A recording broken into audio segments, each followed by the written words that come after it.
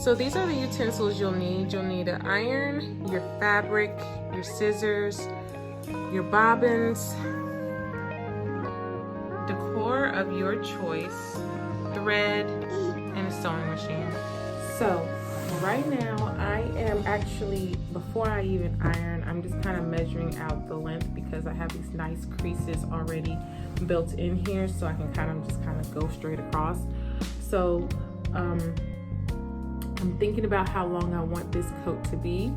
If you want, you can make this into a garment. So what I'm gonna do is I'm gonna make a garment first, and then I'm gonna turn it into a coat. So that way you can know how to do either or.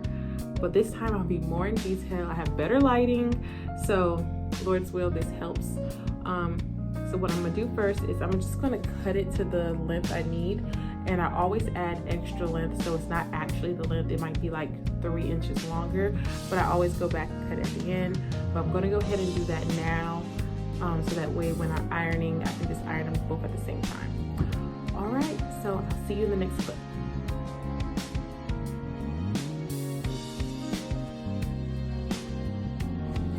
So I bought a fabric that is not double-sided. It's actually only lined on the outside, but the inside is blank. So this is the reason why I'm making this into a coat. Now, if you have double-sided fabric, you can just go ahead and make a garment without all the extra steps that I did in my previous video. But in this video, I'm going to show you how to make that same garment without having to do the multiple steps that I did, as well as turn this into a coat. So this is going to be a sleeveless coat. I'm making this for one of my brothers in the truth, and yeah, so stay tuned. So now I have my iron, nice crispy fabric. Actually about to now cut this into my pattern. What I'm going to do is I'm going to cut this into 2 rectangular pieces, making sure that it is, the width is large enough for the person. You can use an old t-shirt for that, or you can use an old garment. But because I actually don't have the measurement for this person, but I know what size t-shirt they wear, I'm going to use a t-shirt that I have in their size, and I'm going to use it that way. And I'm just going to make this just a straight rectangle. All right, let's get into it. So I actually forgot to mention before I started cutting, I already cut on one side, that I have my front side up and then my back side down. So I'm cutting both at the same time, but they're in opposite directions. So this will be the front and that will be the back of the jacket. So I'm just going ahead and putting them together. So I'm having to take out all that other hard work of having to start from scratch. But anyway.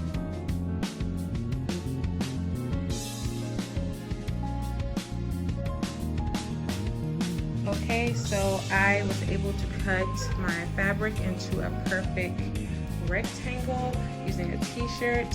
And so this is the front side, and that's the back side, and that's the opening in between. And that's my son watching monsters, having a great time. So what I'm going to do now is I'm going to go ahead and make the neckline.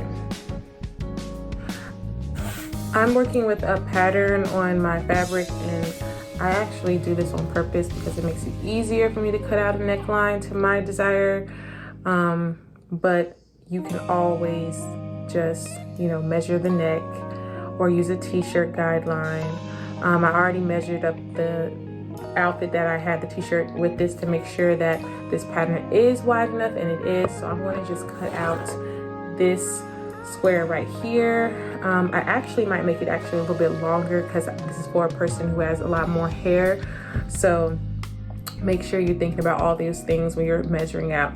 It's good to take measurements of the person that you're making your garment for, like the neck, the shoulders, the length, the height, all of that, because that plays a factor. But if you don't know, it's always to do more, because you can always take it up at the last minute if you need to.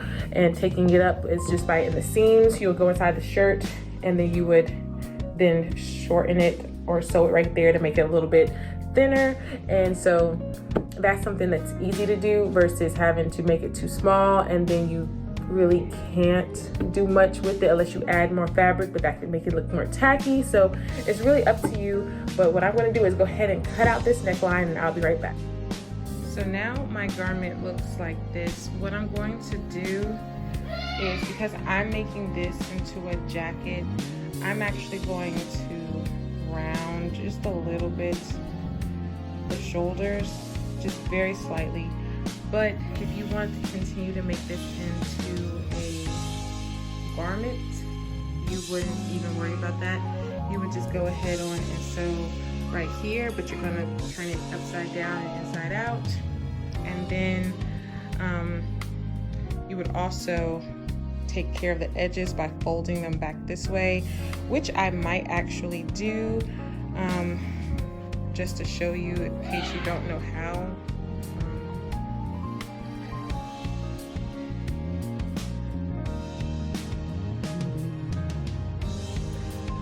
At this stage right here, you can either sew these two pieces together and then add your neck trim, and that would be basically a little garment, and then you decorate it. I decorate it before I sew them together, so right now I am about to apply this, but because I told you I'm making a jacket, I'm going to cut from this neck to the very bottom, and because I already have a pattern where I can like kind of like follow it and be centered, I'm going to do it that way, and I'm gonna go ahead on and do that now, and I'll be right back to show you.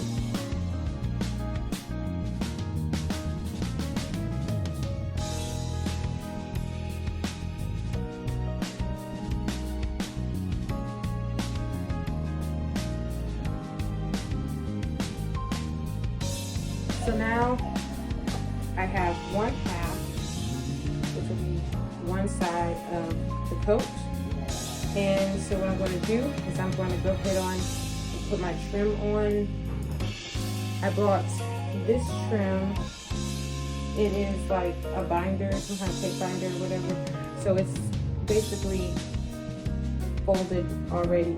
If you don't have one of these, you can always make one with an iron, but I don't really want to, so I buy it already made. Like I told you before, I do not like ironing, but I did for this video iron my stuff. So what I'm going to do is apply this all the way down the center of this coat piece, and I'll come back. Thread up your machine and make sure it matches the fabric you're sewing on top of. This matches it to the T, so I'm going to go ahead and start sewing.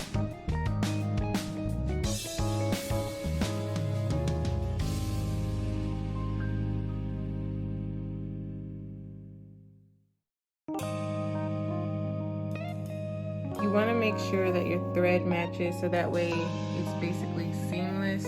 I do have on flash so you can kind of see the difference, but if I take flash off, you can't really tell too much of the difference when I am moving it. So make sure you match your thread. It is important.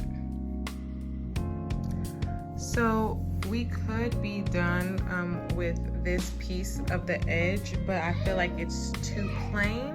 So what I'm going to do is add the rest of my decor. So I'm going to go ahead on and add a piece of gold. Let me see if I can get this for you clear. So I'm going to put some gold, and I'm going to actually put it up where the gray is. And then I'm going to add this little thing next to it where it's overlapping the gold and that one here. So we'll see how it looks. I'll come back when I have the final results. Make sure you put whatever thread that you need that matches.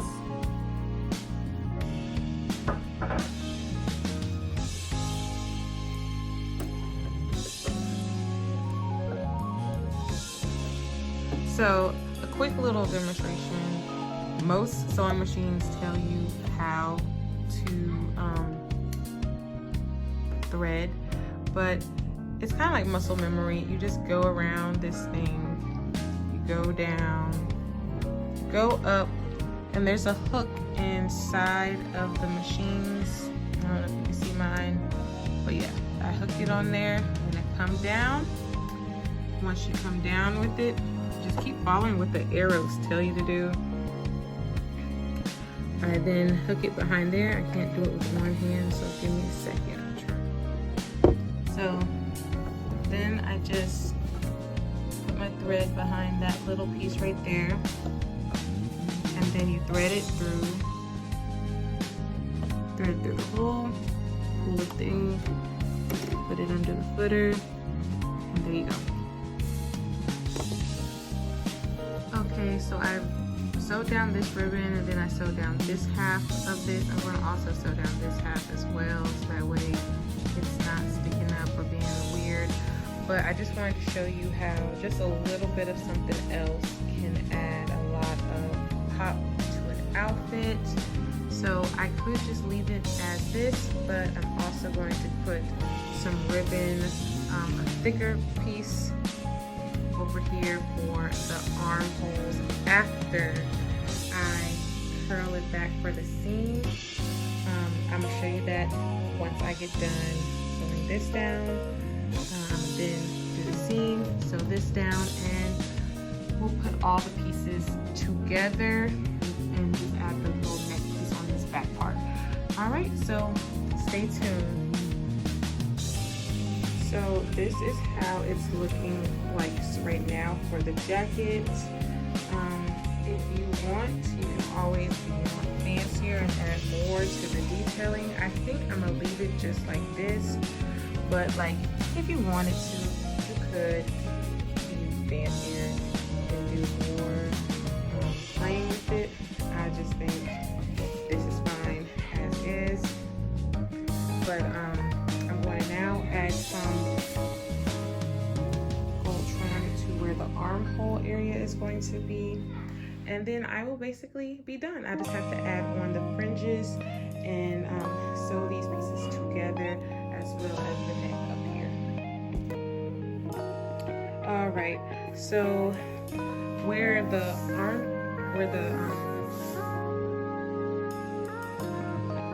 armhole will be, I went ahead and sewed across, and all I did was just fold, and then that's how I got it to give me this nice edge-like finish. I did tell you guys that I was not going to add inside, just because this is a jacket, and I'm not worried about the wind blowing or it being open and someone looking inside, because it doesn't have to look as neat in the inside.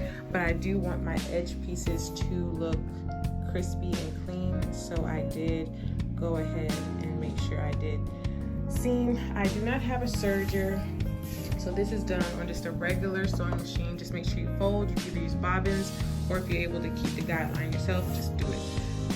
So for this project, now that I am finished with the decor on the front side and on the back side, I can now have both facing sides touch each other. I am going to line up my fabric to the best ability and put bobbins in place at the top, and I'm going to sew these to the top first, and from there I will then add my gold pieces that I'm going to have on the inside showing, but I'll show you that after I go ahead and sew down my 2 pieces or 3 pieces together. And as I told you guys, this is always your work, so you choose what you want to do. I did the double stitch, I did the zigzag, and then I did a straight line in between it, but I actually decided I want to curve the shoulder, so I'm actually going to restitch and curve my shoulder, but not like a deep curve, but just a slight curve to like right around here, so that way it's not sticking out pointy. I kind of want something nice and slim. So I'm about to redo that curvature. So now I have evenly done the edges, and I've already went ahead and cut off my excess fabric. They are zigzag stitch triple timed because I'm extra. And so now all we have to do is do the sides. But because I do want to have armholes, you see how I already did the edges, and I did that on both pieces of fabric. This is going to be for the armhole. I just have to measure how deep I want my armhole to go. I am going to still use this on the top part, but I wanted it on top so that you don't see this crease. I didn't want to divide it like how the inside of this is. All right, so now we have our jacket. It has armholes that come to right here with seams around the edges. It has beautiful decor. Opens up, and you can't see the stitching in the front. The pattern is why I chose this, so that way I would never do too much. If you can find embroidered fabric, that's the best thing to go for. So now all I have to do to finish and complete this project is where my armholes are. I want to put some fabric, this gold trim, right around the armholes. And that is all that I have to do. But I also just wanted to show you guys how easy and simple making a garment or jacket can be. This is another plain. This isn't anything super fancy. This is beginner friendly. I hope this worked out for you. I hope you enjoy the neck, the seams, everything is good. What I did was zigzag stitch at the top, and I also zigzag stitched here, so where it meets you can't see. And I hope this was easy and helpful. Don't mind this right here. I'm putting some gems right here, and so I didn't know what I wanted to do, but I can't always go back and just sew this down and have it be straight. But what I wanted to do is add some jewels. But because I want to get this video up, I'm just going to go ahead and say shalom, and thanks for watching.